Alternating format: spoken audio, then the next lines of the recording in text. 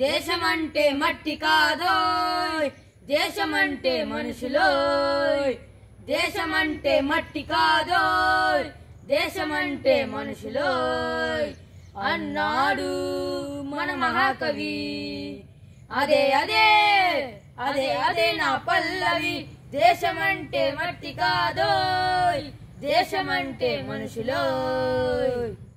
నువ్వు తినే కూడు, నువ్వు కట్టే బట్ట, నువ్వు ఉండే మేడ తేరగా వచ్చాయనుకున్నావా?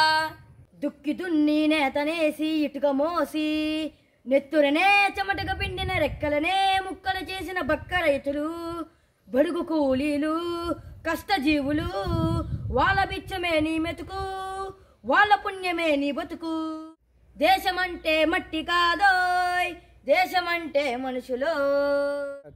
దేశం లేదమ్మా మీ ఏసీ రూముల్లో, మీ స్ప్రింగ్ బెడ్డుల్లో, మీ టీవీ సెట్టుల్లో, మీ డిస్కో పాటల్లో. మరెక్కడుందో తెలుసా? రోడ్డు మీద బ్రతుకుల్లో, పైకి తేలిన ఎముకల్లో, వస్తునుండే కడుపుల్లో, చస్తూ బ్రతికే మనుషుల్లో అక్కడుంది దేశం. పీడిత పాడిత వంచిత వర్గాల్లో సలసల కాగే ఆవేశం. దేశమంటే మట్టి కాదోయ్, దేశమంటే మనుషులోయ్.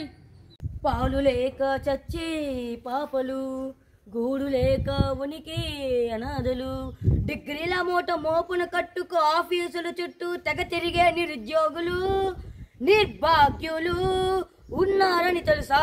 మనలో ఉన్నారని తెలుసా? వస్తుంది అది తెలిసే రోజు వస్తుంది, ఆ ధర్మదాంతుల తాట వలిచే రోజు వస్తుంది, తేరగ తింటూ పెంచిన కొవ్వు తెంచే రోజు వస్తుంది. ఆనాడే ఆనాడే నిరుపేదల పూరిళ్లకు, శ్రమజీవుల ముంగిళ్లకు దిగి వస్తుంది ఆ స్వర్గం. పరిచస్తుంది మీ వర్గం, పరిచస్తుంది మీ వర్గం.